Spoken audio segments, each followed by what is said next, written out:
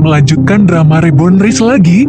Kita akan bercerita lebih detail di episode kali ini, kisah seorang pekerja keras yang mendapatkan keajaiban untuk hidup kembali dan menjadi dari sebuah anggota keluarga orang kaya yang membuat ia merencanakan mengungkap dalang di balik pembunuhan dirinya. Buat yang belum nonton episode 1 dan 2-nya, link ada di deskripsi ya. Jika kalian suka dengan video seperti ini, jangan lupa tinggalin like-nya ya. Kita masuk ke alur cerita.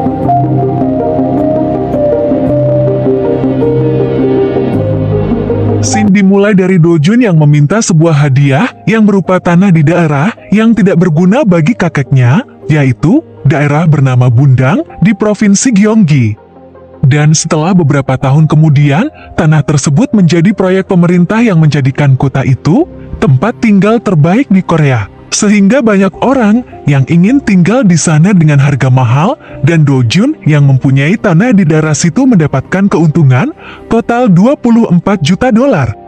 Lalu, kakeknya menunjukkan uang tersebut kepada Do-jun serta memberikannya kepada Do-jun dan bercanda kepada Do-jun. Pinjami kakek uang tersebut, nanti kakak akan memberikan bunga lebih besar dari bank yang ada, dengan tertawa.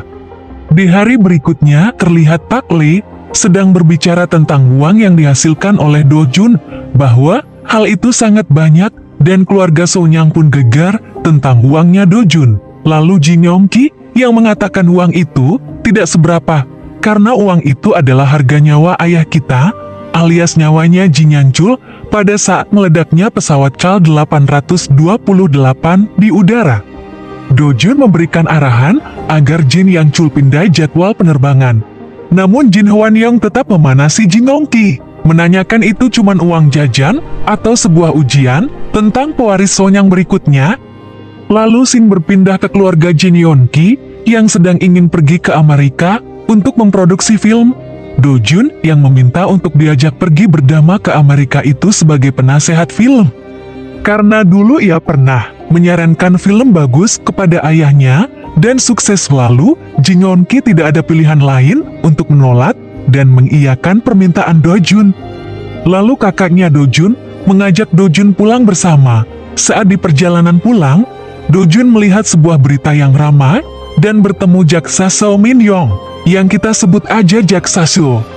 Lalu Shin berpindah kepada Chang Jae, yaitu suami dari anak ketiga Jin Yang-chul, yang sedang melaporkan tentang bangkrutnya perusahaan Hando Steel, yang hal itu membuat beberapa perusahaan So-nyang merugi.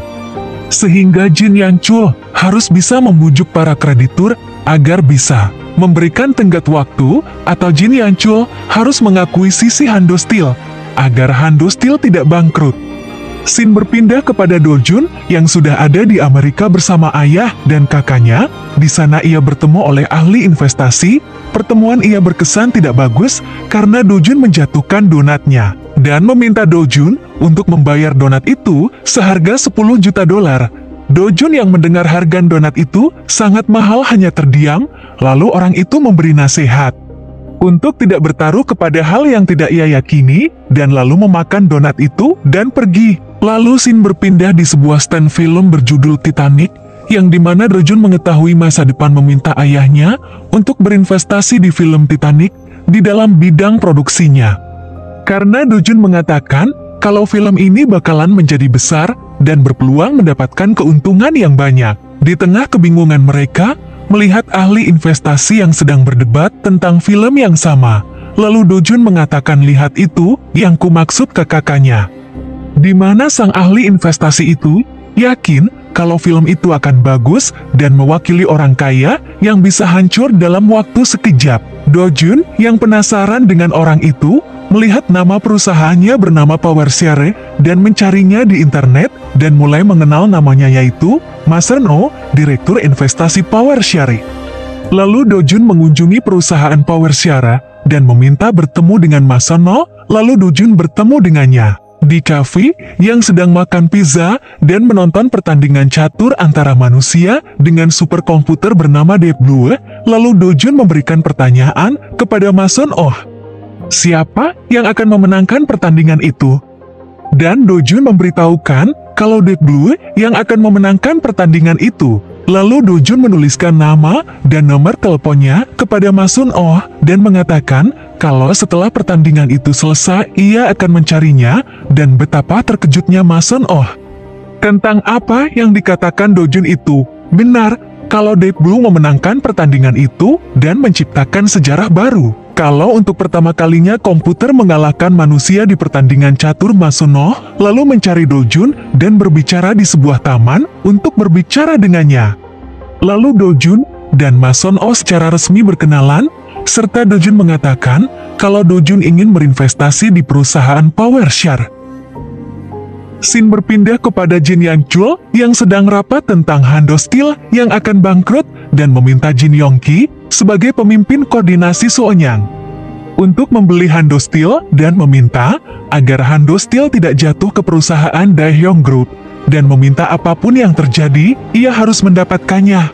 Jika ia tidak sanggup, maka turunlah dari jabatanmu, kata Jin Yang-chul kepada Jin Yong-ki.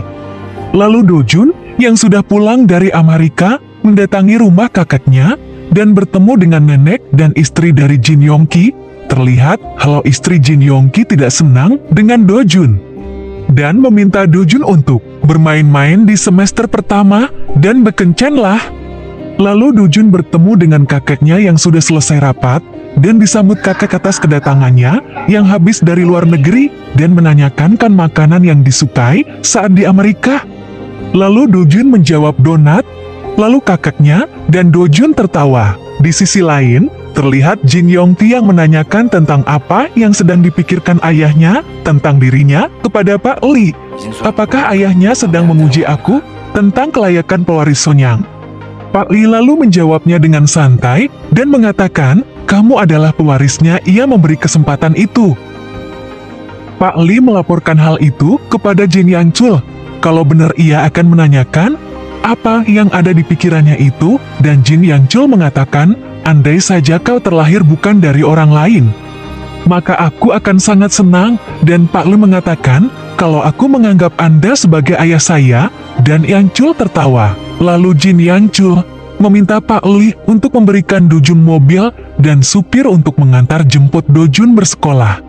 Lalu hari berganti, di mana Dojun tiba-tiba dijemput oleh seseorang dan mengatakan kalau ia mulai sekarang adalah supirnya Dojun yang akan mengantarkan Dojun ke universitasnya. Lalu Dojun segera berangkat ke universitas dengan naik mobil itu dan memintanya mengantar hanya sampai depan gerbangnya saja dan meminta supir itu selesai dengan tugasnya untuk hari ini. Lalu Dojun berjalan masuk ke kampusnya. Saat di jalan, ia dihampiri oleh teman kampusnya dan memintanya untuk bergabung dengan klub spesial yang dimana isinya anak dari orang-orang pejabat tinggi dan hanya beranggota orang-orang spesial untuk masuk ke klub itu dan meminta hadir nanti malam untuk berkumpul. Dan meminta nomornya Dojun, lalu Dojun melihat Jaksa Seo yang sedang berjalan dan mengikutinya. Dojun mengikuti Jaksa Seo sampai ke perpustakaan dan melirik-lirik Jaksa Seo Min-yong. Singkat cerita, ia berkenalan dan meminta Seo Min-yong mentraktir makan malam dengan alasan akan memberitahukan informasi tentang boyband yang disukainya akan tampil lagi, dan Jaksa Seo mengiyakan hal itu. Lalu terlihat Jaksa Seo yang sedang menunggu Dojun di sebuah kafe, dan Dojun baru datang, dan mereka saling menyapa, lalu Dojun memberikan informasi yang ia janjikan itu. Kalau nanti idolanya akan tampil tahun 2000, namun bukan dalam bentuk grup, melainkan tampil solo dalam penampilannya nanti. Jaksa Seo yang sedikit kecewa tentang apa yang ia dengarkan, namun Dojun tidak peduli dan mengatakan, aku sudah memberikan informasinya, sekarang giliran kamu mentraktirku makan malam. Lalu Dojun yang memasuki kafe itu, membawa Jaksa Seo menemui klub spesial, dan mengenalkan Seo Min-yong kepada klub. Lalu anggota klub itu menyambut mereka berdua, namun sambutan itu tidak ditanggapi oleh Seo Min-yong, dan marah kepada Dojun yang mengajaknya ke tempat itu. Jika tak ia akan bertemu anggota klub spesial itu, ia tidak akan mau, dan terlihat supir Dojun yang melaporkan kegiatan Dojun kepada seseorang. Kembali lagi kepada Dojun yang menjelaskan kepada Jaksa Seo kalau itu cuma pertemuan sosial, namun Jaksa Seo mengatakan pertemuan sosial apanya? Itu hanyalah klub yang akan menimbulkan calon penjahat di masa depan karena hak istimewa dari keluarga yang memiliki jabatan tinggi. Dan Dojun mengatakan kalau kamu juga memiliki hak istimewa. Karena jabatan ayahmu, kamu bisa berkuliah di universitas ini. Lalu Jak Saso terdiam dan memikirkannya. Scene berpindah kepada Jin Yongki dan Ma Sun Oh yang tiba-tiba ingin membeli perusahaan Hando Steel yang membuat Jin Yang Chul. Dan Jin Yongki marah. Lalu Jin Yang Chul heran dengan Ma Sun Oh. Jin Yongki meminta Pak Kim untuk menyelidiki tentang Ma Sun Oh. Dan terlihat Ma Sun Oh yang sedang bersama Dojun di sebuah gedung. Lalu Ma Sun Oh bertanya, apa yang kau mau untuk membeli perusahaan Hando Steel yang akan bangkrut? Lalu Dojun mengatakan, aku tidak ingin pamanku mendapatkan Hando Steel. Lalu Ma Sun Oh tahu apa yang diinginkan Dojun. Kalau Dojun mengincar Suenyang alih-alih membeli Hando Steel. Dan episode 3 pun berakhir. Oke, sampai di sini dulu alur cerita film drama Reborn Rishi ya. Jika kalian suka dengan video ini, jangan lupa like ya. Dan jika kalian tidak ingin ketinggalan cerita berikutnya, jangan lupa di subscribe channel ini. Terima kasih sudah menonton sampai habis. Saya Akbar Alur Movie pamit undur diri, sampai jumpa di video berikutnya. Bye-bye.